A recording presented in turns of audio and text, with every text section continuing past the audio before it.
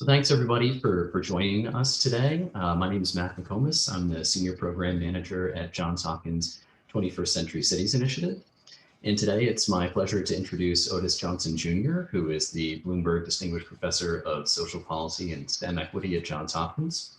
He is the Director of the Institute in Critical, Quantitative, Computational, and Mixed Methodologies, and the Executive Director of the Center for Safe and Healthy Schools at the School of Education. He is also a Senior Fellow at the 21st Century Cities Initiative. Professor Johnson comes to Hopkins from Washington University in St. Louis, and his research investigates the interrelated topics of neighborhoods, social policy, and race. So today he's going to be talking about the intersection of neighborhoods and school equity, and I can't think of a better person to lead us in this discussion. So with that, I'm going to hand things off to Odis. Thanks. Thank you so much for the introduction, Mac, and I'm going to share some slides here.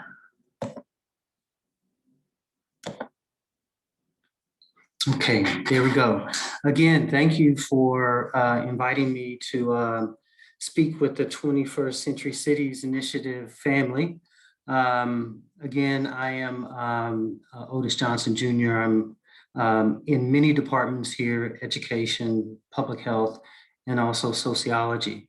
So I've been researching equity, neighborhoods, and schools for years. And so what this opportunity has allowed me to do is kind of think back and reflect on the body of literature and what we might make sense of in terms of the mechanisms and be how these spatial effects come to impact kids in their school. So about mechanisms, I wanted to focus in 3 different areas, and especially with respect to racial equity and racial inequality. And one of the first questions would be, when and where might we find race-gender inequality taking hold within neighborhoods and schools? And then another area that I think is really interesting is this one about residential socioeconomic status and how that might impact educational inequality, especially with respect to race and race-gender intersections. And then finally, this whole idea about the macroeconomic transformation that the nation experienced in much of the world in the latter quarter of the 20th century up until now, and how that might relate to racialized education gaps. And with all of these mechanisms, I want to suggest or argue that many of them are, at least the research is supporting mechanisms that may function in ways that we had not expected at the time and await more research.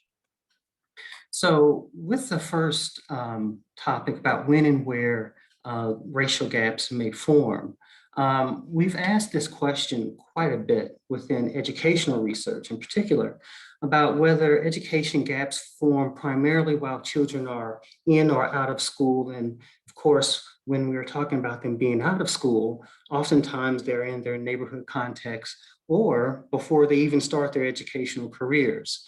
And then one of the related questions would be, would a child's residential surrounding influence their actual test scores? And the theory behind this kind of brings a lot of different cross sections together. One is local matter, and that would be because this line of research was really advanced by Carl Alexander and Dorset and some other colleagues at Johns Hopkins University with the Baltimore Beginning School Study. And that study noted that within at least the racial gap, that kids tended to learn as much, or at least African Americans tended to learn as more than their counterparts when school was in session. And then during the summer, they fell behind. And they fell behind so dramatically that by the end of their schooling, there was a pretty prominent gap. And that prompted what was called the faucet theory, meaning that the social background effects were turned off like a faucet would run. You turn them off during the school year, but then during the school recess, they flow uninterrupted and bring about inequality in children's learning. There also was research about social class differences and the fact that in the summer, you might find higher income families investing in what LaRue called concerted cultivation. And that in another way of thinking is that they outsourced a lot of their parental duties to organized educational initiatives or programs during the summer, whereas those who were in working class and lower class, social class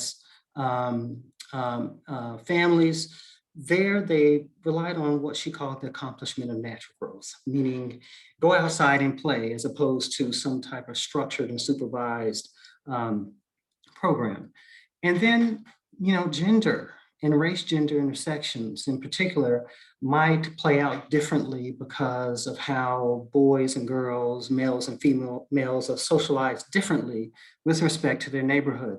And the thinking is then that males are allowed to engage in the neighborhood more fully and that there's closer supervision for girls, meaning that they do not get out as much and their type of interaction within neighborhoods might be different. And then there also is work out there that suggests that more domestic expectations for girls also keep them indoors more so than boys.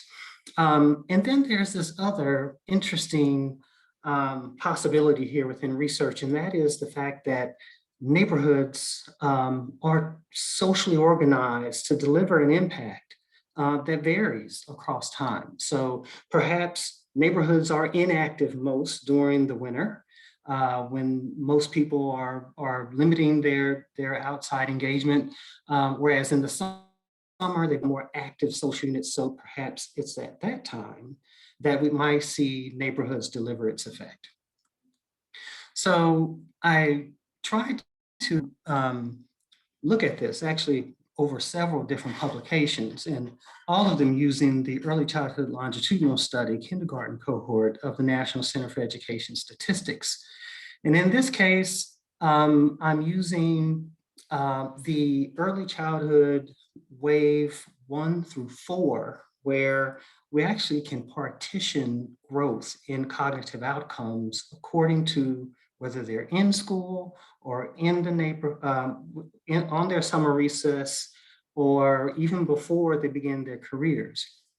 And so in this case, we have separated the sample into a full sample and then also an urban sample, because remember that beginning Baltimore study that showed those faucet effects was an urban sample. And that may be much different than what you'd find in the general population. So in this analysis, we separate school time from non-school time. We also adjust for other factors such as repeated kindergarten, age, single parenting, whether they attended summer school, whether they were half-day, full-day kindergarten, and a host of other social background characteristics. And also, because we're interested in neighborhoods, we included several neighborhood key indicators, one being racial segregation, the percent unemployed, because a lot of the literature about the underclass at that time, we've moved beyond that designation for them. But at that time, looked at social disorganization variables such as percent jobless, burglary, drug problems, and so forth. And then also I use hierarchical linear modeling because we're nest growth within individuals that are also within neighborhoods. So these are multi-level statistical models. And so here you see the first depiction. It's reading in this case. And we also have white boys as the referent. And you can also see the legend here that we have race gender interactions for each one of the other demographic slices. And interestingly enough, by the way, this is the full sample. So this is not the city sample, that's next. And what you see here is that at the beginning, there's very little racial inequality, meaning that this thought that nationwide kids of color are coming to school ill prepared, at least didn't bear out in this data. And of course, these are our nation's best data when it comes to early childhood education. And you can see the fairly steep rise in learning. So that first year period or that kindergarten period is a time of tremendous growth. But we also see that in the summer, it flattens. So it flattens for everyone almost, right? So here we don't see any significant difference among the race gender intersections of one group excelling during the summer while they're out of school versus others. Or the opposite, don't see anyone particularly falling behind mean average growth. And then in the first grade, that trajectory really takes off. And it's here where you start to see that stratification starting to be revealed. And Black boys are falling a little bit behind by the end of first grade. Now, keep this picture in your mind and we'll go to the next, where it's for the city. And again, surprisingly, there's very little stratification, very few differences, minor differences at the beginning. So again, kids are pretty much arriving equally prepared to learn as they begin their educational careers. Kindergarten, you start to see Black boys fall off a little bit, but again, not much inequality growing during the summer when we think kids are more exposed to neighborhood influences and family influences. But then in first grade, we see the jump in learning, and once again, African-American boys are falling behind.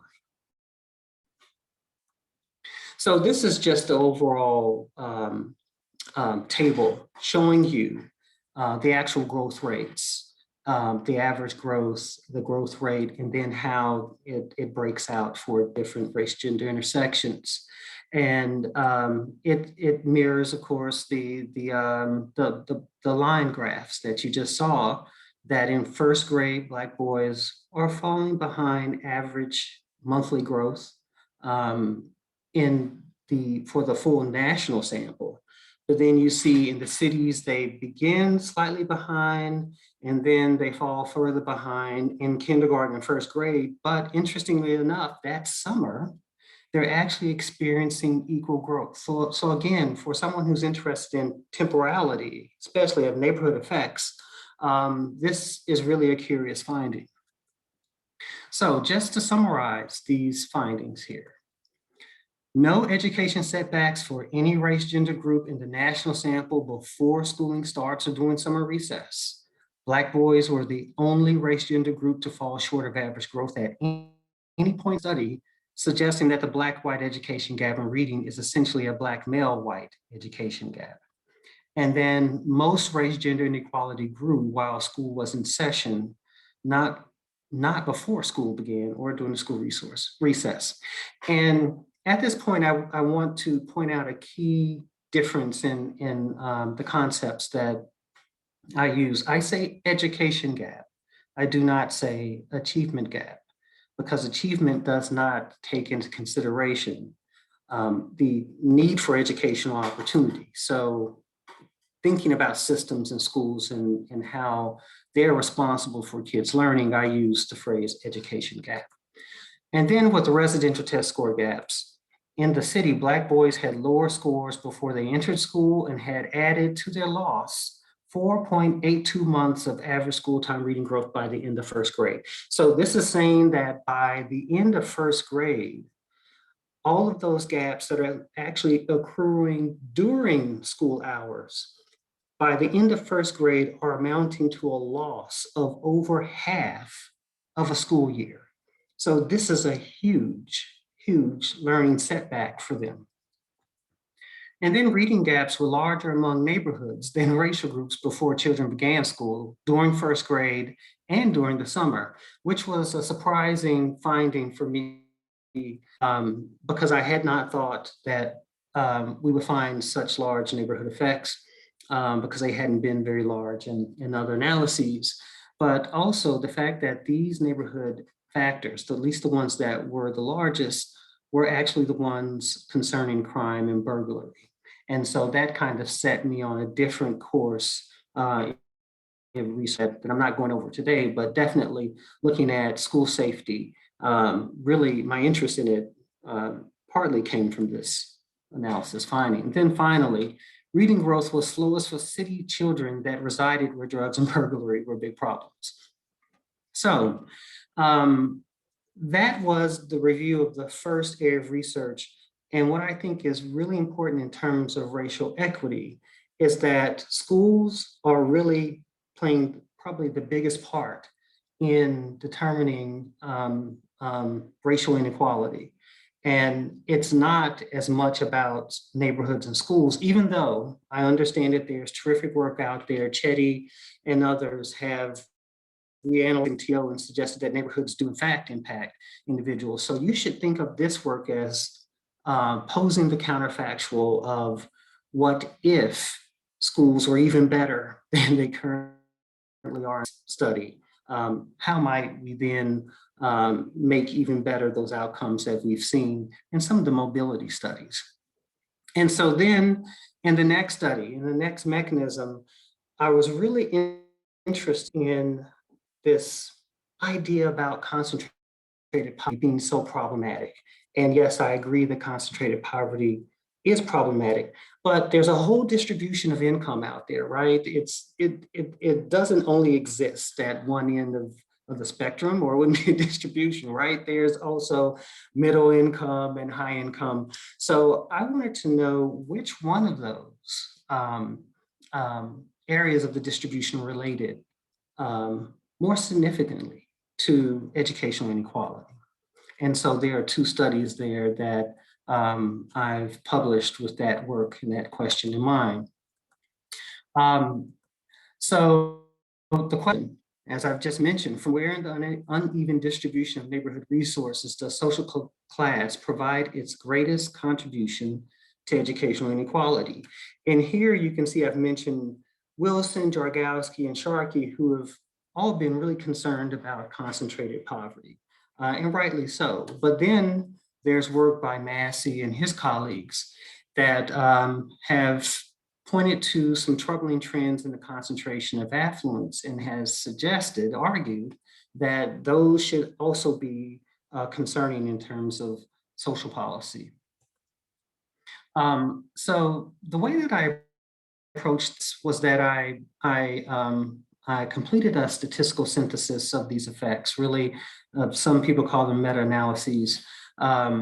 And it was a really early meta-analysis because the first neighborhood study was probably published in 1981, around that time. So to do a statistical synthesis of these studies in 2000 was pretty early in the literature's life. So there were actually a manageable number of studies to look at and to combine. And in this case, I looked at studies that looked at ICS, so low income and affluence, and they had to relate to school level outcomes such as grades, attainment, dropping out, or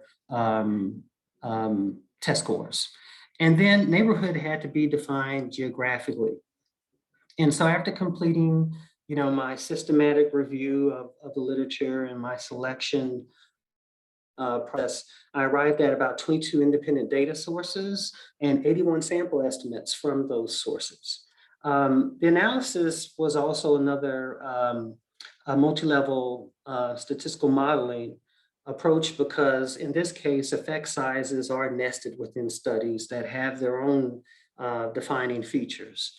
And so I also weighted these samples and I used a study quality covariate within the analysis. So here you're going to see the results with estimates, effect sizes for low and high SCS measures synthesized. But then you're going to see a second model in which I synthesize only the estimates from models in which both low and high SCS was included, because that way we can understand the impact of those two indicators relative to each other. And so that full sample is where I'm just including all of the estimates that have low SES, whether they also include high SES or not. And we can see that the intercept is insignificant, and that the subsample, where we're actually looking at low and high, we're estimating low SES, but in the presence within models that also have high SES included. Again, the overall effect size average is insignificant. But with high SES, when we synthesize those effects, we find that there actually is a highly significant relationship between having high SES neighbors and these education outcomes across the literature. Within the subsample, when we only look at those high SES estimates that are estimated also in the presence of low SES, because in this case, I believe these effects are endogenous to model specifications. You can see that the subsample estimate goes down slightly, but nonetheless still significant. So what are the findings and patients here? One, education inequality has more to do with the concentration of affluence in neighborhoods than the unsuccessful behaviors we associate with areas of concentrated poverty. So again, I'm not saying that concentrated poverty is a good thing or it does not pose barriers to individuals. What I'm saying is that the impact of high SES on advantaged populations actually generates the biggest boost to educational inequality. So if you want to talk about educational inequality, then it might be useful to also think about what's happening at the other end of the economic distribution within neighborhoods. So this also suggests that concentrated affluence might be a problem. And I know that this might be one of the untenable conclusions within political discourse, that we should do anything about concentrated affluence. But this whole thinking that we can fix the poor and fix their neighborhoods without even imagining them as connected to the other end of the distribution and what happens there, I think is unrealistic. So that's what this study is suggesting, that if we're going to really be serious about what's happening in neighborhoods with respect to concentrated poverty, we can't think about it in isolation.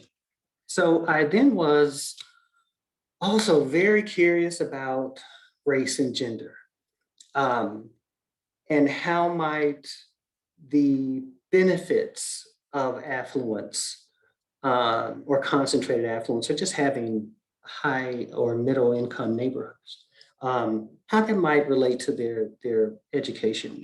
Would it relate in the same ways that it would for majority populations? And I use the same process here. But the one thing I should point out here is with this multivariate analysis, it estimates the effects of affluence separately for race and gender, then for race-gender interactions. And we found some pretty interesting results. So first, with the univariate, we see that the overall average effect size is significant and positive, which makes sense. I mean, it's something that we learned in the previous analysis of low versus high SES effects in neighborhoods. But race, the next table, we see that the average effect size for Black Americans is insignificantly different than the overall, just perhaps a little bump higher. But we see that for white Americans, the bump is even more substantial, almost 4 times that of the average effect size for Black Americans. And we then moved on to gender. And here we see that females benefited more than males, which, makes sense. That in some cases, more male risky behaviors and being more exposed to neighborhoods might generate a little setback. But then I went and put in the interaction terms for the race gender groups through race-gender intersections. And here we found some really interesting results. So Black males had a significantly negative um, overall effect size. Black females also a little bit lower than the average effect size. White males not much lower, and then white females somewhere in the middle. And the takeaway from this is that there were large effects for neighborhood affluence. We knew that, but there were benefit gaps according to race, and between Blacks and whites in particular. Black males, just the overall groups, Black and white, it was about 0.0061. There was just a slight difference according to gender, but the largest gap was actually experienced among race gender groups.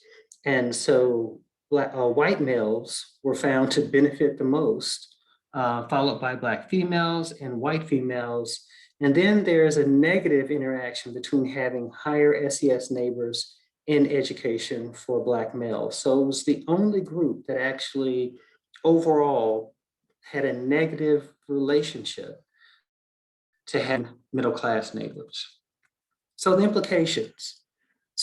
So disparities occur not only due to the unequal distribution of capital across neighborhoods, but also from the inability of affluent ones to benefit Black youth equally. And so there are just a number of mechanisms perhaps that we can look to. One is racism and cultural deficit thinking. And we know that from a lot of qualitative, Rosenbaum's, Wells and Crane, and Carla Shedd, that kids oftentimes in context of heterogeneity, neighborhood heterogeneity, will be more heavily policed and might run into problems with within institutional context, whether it's policing or schools. And then in my own work, looking at policing in neighborhoods and schools, I found evidence of what we call the defensive inequality mechanisms. So within contexts of privilege, in this case, we used a Gini coefficient. We find that Hispanic males and then African Americans were both more likely to have fatal interactions with police within our work, because associated with the actual spread or dispersion of income within neighborhoods. And then affluent families put pressure on schools for stratification of academic content and also programs. And this is something that Jinks and Mayer said long ago, and something that I think has been brilliantly and convincingly demonstrated in Lewis McCoy's recent text. And then there are costs of protectionist strategies associated with the first 2 points. So not that affluent neighbors will not have their own independent effect, but then there's this indirect effect through parenting, parents that are aware of these problems within the neighborhood, whether it's defending inequality or whether it's racism or cultural deficit thinking. Parents then cope, adapt, and change their own practices in order to keep their kids safe, which could have consequences to their learning. And then finally, programs need to address the particular social circumstances of Black males in this case. It's clear that with the negative association there, that something is going on uniquely for them that we need to understand better. Okay, so moving on to the final mechanism. This is the macroeconomic change and racialized education gaps work. And again, this kind of takes us back to this thinking within what I call the Wilsonian paradigm, this intense concentration and concern with concentrated poverty, what that's done for Black opportunity within cities, and also the corresponding policy of the Clinton administration and on to disperse the poor.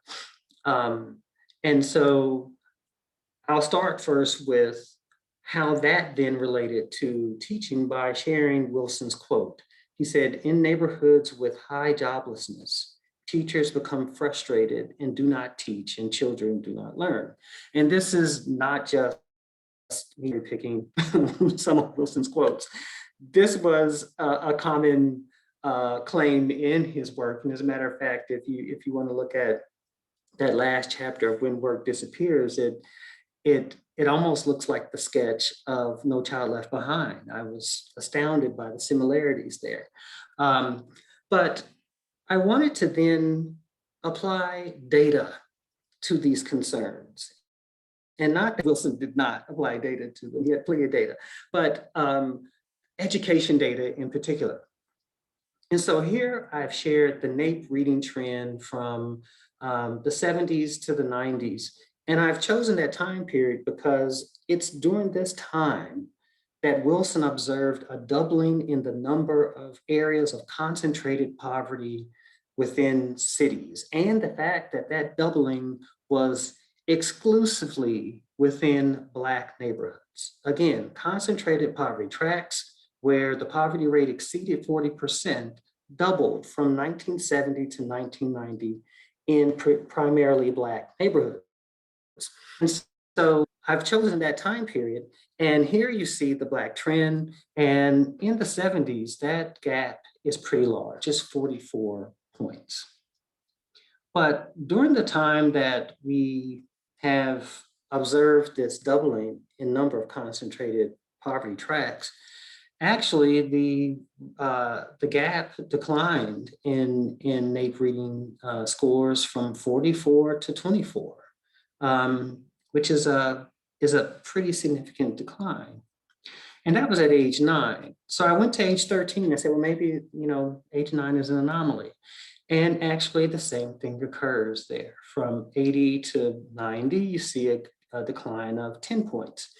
And for age 17, a huge decline once again from 52 points to 21 points. So the time when things were getting particularly bad in terms of concentrated poverty for Black neighborhoods, we saw actually a decline in the achievement gap, such that they had projected the end at this rate of convergence within the end of the reading gap in just 25 years. But perhaps it's reading. So let's go on to math, because it might be a different story, but you find the same thing, that NAEP math trend declined from 70 odd years to 90. And again, after that remained pretty constant. So again, during the time in which we had macroeconomic change and this growth in concentrated poverty among Black neighborhoods, they were actually growing, converging, doing better in reading and mathematics. And that was age 9, age 13, the same story. And at age 17, the same story. So it's not a matter of age. It is happening within all age groups that are school age. So there may be, though, a way that both of these stories can be true, right? But I then looked at by social class. So perhaps this is maybe the convergence that we saw in reading and math was due to high income performance, perhaps, that were also African American. So here you see performance trends in mathematics according to parent education levels from 1970 into the 90s. And down here you see the Black-white gap is 34 points with some post-high school education. It converges to 16 points in 1990. So then we go to graduating from high school, 31 points in 78, down to 26 points, and then did not finish high school. So parents that did not finish high school, how did their kids perform? 28 point gap in 78, 9-point gap in 1990, suggesting that actually the greatest growth was among kids of parents who did not finish high school, so meaning the poor. So perhaps it's not just about income or race. Perhaps it really is about where you're located, right? That this, and to be fair with the Wilson hypothesis here, it is about being located in a particular type of neighborhood. So again, I looked at average NAEP proficiency by community type. And this is what we can report. That the difference between 78 to the difference in percent proficiency and average proficiency between 78 and 90 actually declined by about 2 points for age 13 for advantaged urban, and declined about 4 points for age 17. Whereas for the disadvantaged urban, it increased by 20 points for 13 and 12 points for 17, age 17. So the average difference then is just a huge difference, 52 points and 48 points for age 13 and 17 respectively in 78 to 30 points and 32 points respectively in 1990.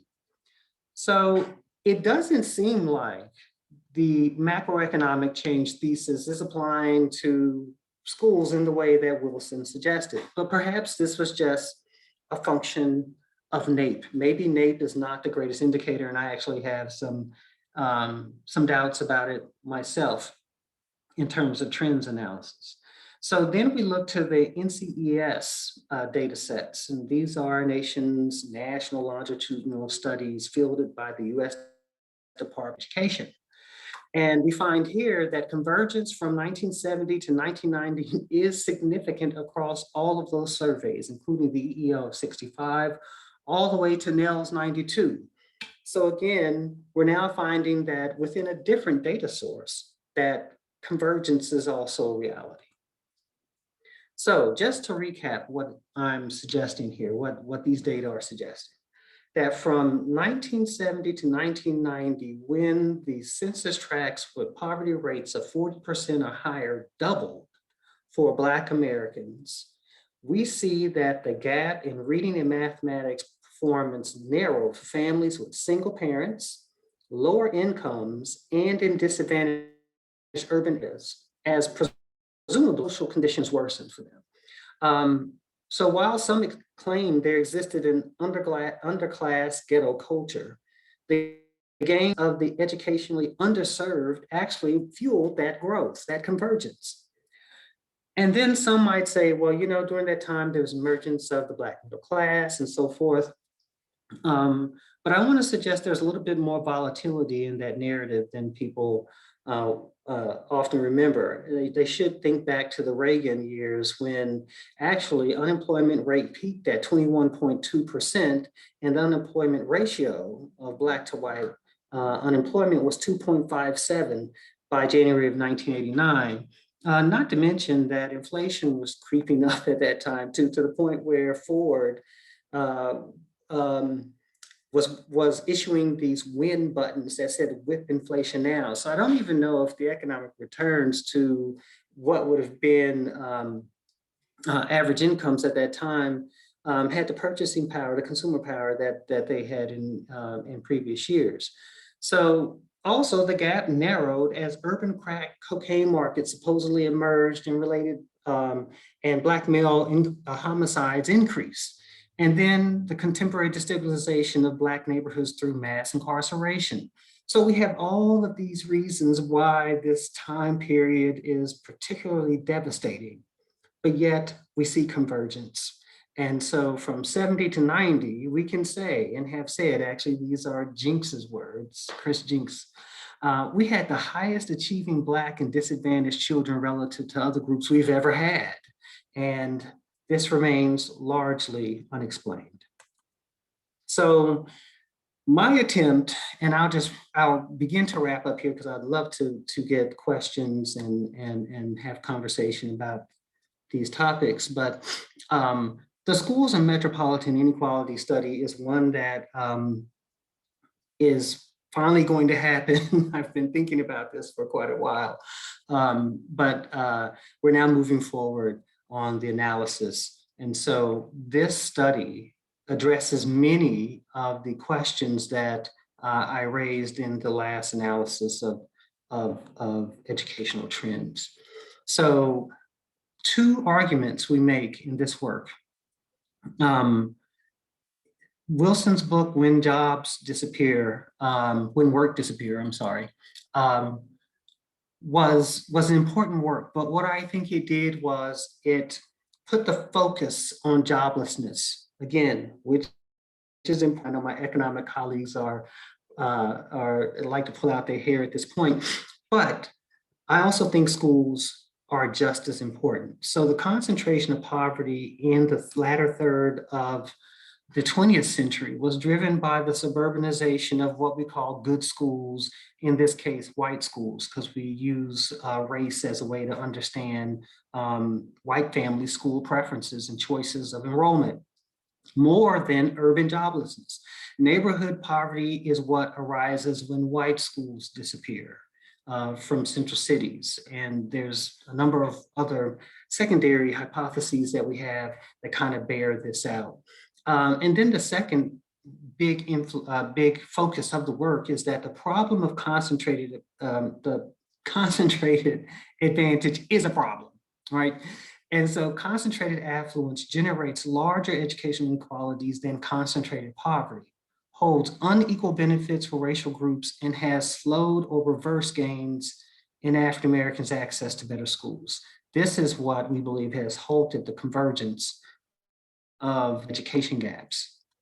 And so jobs or families seeking better schools, or predominantly white schools. Evidence suggests that education was among the top two reasons families gave for leaving central cities. The number of two-spouse families with children fell by 1.5 million in central cities from 1970 to 1990, while rising by 1.3 million in the suburbs. They were largely white families. They were largely higher income families as well, because they were largely two-parent families. And so these individuals were, I believe, practicing racial avoidance. In other words, fleeing away from desegregation orders that we find being issued with some frequency during those years, during those decades. And then families with children were not chasing jobs. So jobs as being the defining factor within narratives about urban poverty leave out what's going on at the other end of the economic distribution. And so affluent families, families with children that were out migrating to the suburbs, were not doing so to chase jobs. And in fact, their commuting times increased substantially during that time. Suburban service sector job growth with lowered wages wouldn't have been an inducement as well. And I think this is probably one of our more important reflections here. It's if families with children had not left, city neighborhoods would not have become areas of concentrated poverty for Black Americans, even if the spatial and skills mismatch had affected them, as Wilson and others had argued. So they had not left seeking predominantly white schools. We actually would see a very different opportunity structure for Black Americans, even if they individually were jobless. So policies that aided the suburbanization of jobs also aided family flight, and this is consistent with work that even Wilson and others have done about FHA redlining, mortgage lending practices, and the subsidization of transportation and highway development. Also, racial segregation mattered. Wilson notes that neighborhood racial segregation had not risen and therefore could not explain gains in concentrated poverty, but he was only thinking about the neighborhood level. I would say that following the Nixon administration, racial segregation grew in schools, and the racial transformation of city schools spurred family flight and shaped economic organization of metropolitan areas. So instead of this paradigm in which schools are only influenced by neighborhoods, we're actually arguing that this type of transformation within schools actually had feedbacks to the metropolitan areas and started to characterize them in terms of their relative levels of concentrated affluence and poverty. And then finally, I'll end here. Wilson rightly notes that the number of tracts of concentrated poverty doubled from 70 to 90, but yet increases in concentrated affluence actually outpaced the concentration of poverty from 70 to 90. So yes, concentrated affluence is an issue, something worth looking at. Of course, economic similarities grew, and then also the convergence of the achievement gap occurred at this time due to increased economic sorting among African Americans. So there's a lot that we need to unpack here, and I could talk forever about these topics, but this is where we're going with the analysis. We're looking at these 10 cities. We've assembled a very large data set that includes everything from normalized trend data to data from the Office of Civil Rights, the National Survey of School Desegregation Orders. We even include urban unrest, such as riots, racial riots, and then on crime. And so you'll have to stay tuned to see what we find. Thank you so much. And at this time, I guess we'll take questions if there are any. Thanks, Otis. Feel free to use either the chat or the Q&A function to ask questions. I see a lot of smart people in our list of attendees, so I expect a lot of good questions for Otis. But just to start us off, there was one question about how neighborhoods are defined in your work, and is that by census tract, or and if not, sort of, what other definition do you use? So that's a great question. So in the first study that looked at actual trajectories for young kids, those are subjective measures, some of them of crime, of course, but we also included census tract level information about racial segregation and joblessness rates and such. So throughout the work, you're going to see us going from these more objective measures from the census tract at the tract level primarily. Some of them are at the zip code level as well. But then you'll have, if you have survey data from the National Education Statistics, they always have subjective parent questions about their appraisal of neighborhood quality. Thanks.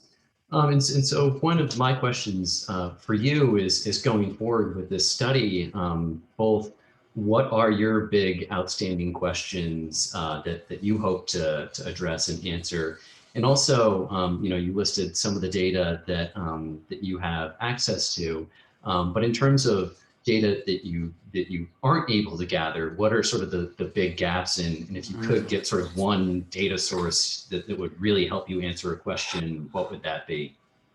That's a great question. I think all social scientists want that magic wand that creates data, right?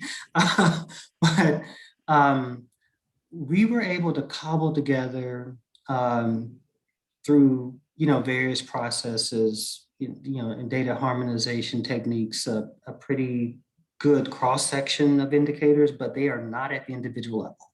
So that is the big gap for us in the MISS study, because it's we only can infer so much about mechanisms at a different level of aggregation, and it's there where it's going to be more about demography than it is about identifying mechanisms for kids. So one of the big questions, of course, for that study, it's at the macro level about how much do schools actually shape metropolitan areas in terms of their distribution of concentrated affluence and poverty.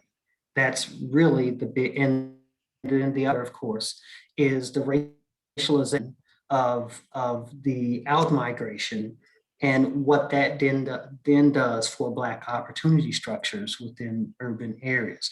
These are big picture questions. They're not the type that we can, I mean, we'd love to get into the more granular mechanisms there, but we don't have individual level data. So that's what I would do if I had that wand. Thanks. So got a question here. You mentioned No Child Left Behind. So there's a question, in what ways has No Child Left Behind and Common Core affected educational achievement? How has Common Core and No Child Left Behind? Oh, well, if you want to think about No Child Left Behind in terms of its neighborhood or city mechanisms, it was largely ineffective. And I'm sure most of you are aware that the mandate of No Child Left Behind was to eliminate these racial education gaps by 2014. That's what it was designed to do. But of course, that didn't happen. And I think for some economic reasons too, because it was largely unfunded. I don't think there was ever an appropriation that fully funded No Child Left Behind. But the other big takeaway from it was that it had these choice mechanisms within No Child Left Behind, where if your school did not meet average yearly progress for 3 years, then supposedly all of the kids were released from their local attendance mandates. Well, if you're in Chicago and 60% of the schools fail to make AYP, releasing them from their local attendance mandates does very little to provide them education opportunity. So that mandate actually did nothing. I don't know there was really much gain. Maybe some individuals were able to avail themselves of it, but moreover, it was not something that could be implemented fully with any scalable outcome. Got a good question here that I've been thinking about as well. And obviously it's hard to know here, but just your thoughts. Given that the struggles that a lot of urban school districts have had to reopen in the midst of the pandemic and sort of ongoing, do you think that might drive a fresh round of sort of white and affluent flight from these school districts? And if so, what policy responses might mitigate this going forward? I don't think so. And the reason why is, at some point right before 2020, we had achieved a level of sorting according to race within public schools that's quite astonishing, to the point where this public education is now a majority minoritized system, and it's majority low income system. So I don't know that we would see COVID causing additional selection. Um, and but I will also concede this, Mac.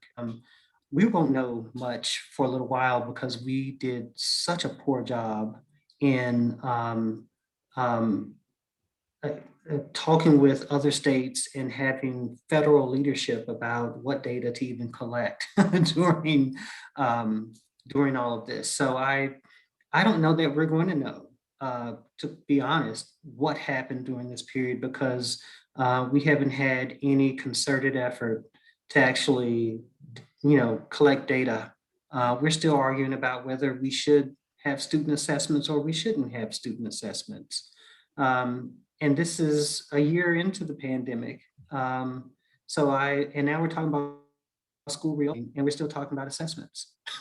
So I don't have faith that we'll know much about what's happened during this problem, during the pandemic. Thanks. So you mentioned housing policy in the past in terms of redlining and just housing segregation in general. But in terms of again, looking forward into the new Biden administration, I have a question here. I'm curious what reflections you have on how your research may inform federal policy making, particularly housing policy under the Biden administration. So if we're going to be serious about some of these other processes that are happening, I did not mention gentrification, for example, in this presentation. Um, and however well-intentioned, mixed income housing efforts and efforts to disperse the poor under the last really 2 decades of administrations, however well-intentioned those have been, we now have an issue with displacement, um, educational displacement, along with housing insecurity. And so I think those need to be priorities. The other one needs to be a recommitment to a more aggressive mixed income, and not only just mixed income housing and urban planning, but those type of plans that then include schools. There shouldn't be this idea that we can revitalize neighborhoods and leave schools untouched. They need to be included within the planning. So these are just a few things. I admired the Promised Neighborhoods initiative that was put forward under the Obama administration. I don't know where those are going. There needs to be a next look for that good program as well. So there's a lot to do. Um, and I really hope that we'll be thinking about opportunity in housing as one of the key drivers of educational success and convergence of these education gaps. Thanks. So we're coming up on time here, but I wanted to get in one quick question and one, I think, good final question to end on. So first, more of a straightforward question. How did you define low versus high affluence areas? And did any studies that you looked at look at more dichotomous categories, low, middle, high, or sort of different definitions? And then finally, to end on, you just talked about housing policy, but in terms of imagining a way forward, what are either a sort of a big step or a little step that could be made forward in the future to start to ensure that all kids have access to quality schools and equitable educational programs? Well, the answer to the first question is that you're right that the definition of a neighborhood income in SES was really vast within the literature. In this analysis, I think the second two analyses of the effect sizes, they were defined as percent professional managerial. So it wasn't just income. And that's why the work cannot give you an average increase in education outcome given the increase in, or given some measure of high SES. So it only tells you what the average effect size is, but the actual parameter itself is not something that can be easily interpreted. And so then the second question, and I think this gets to one of the most important realizations I've made in all of my work, and that is the only way that we get to educational equity is for us to understand that kids that are not our own should have everything that our own kids would have, and that our kids, our own kids, should not have anything all other kids have. And until we're able to accept that, we're going to have educational inequality. We're going to have haves and have-nots, and we're going to have racial stratification until we think that all kids deserve exactly what my kid has, and would be willing to see that achieved. Great, thank you. I couldn't agree more, and I think I hope people are starting to realize that this affects everybody's well-being, not just the the immediate families. So hopeful for the future. All right, thanks. And thanks for taking your time today, and thanks for everybody for attending. Yeah, thank you. I appreciate it. All It was right. wonderful. Bye.